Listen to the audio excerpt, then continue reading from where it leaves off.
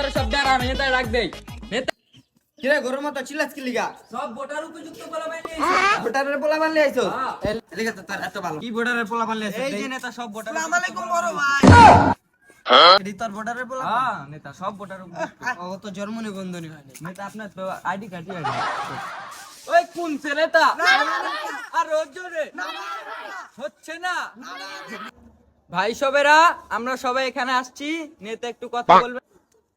প্রিয় ভাইরা, আমি যদি এবার নির্বাচনে নির্বাচিত হই, জি, তাহলে সবচেয়ে থেকে প্রথম কি কাজটা করব জানেন? প্রথমে যে কাজটি করব, এই এলাকায় স্কুল কলেজ যা আছে সব পুরো এলাকা भाई यहाँ पे क्या हो रहा है?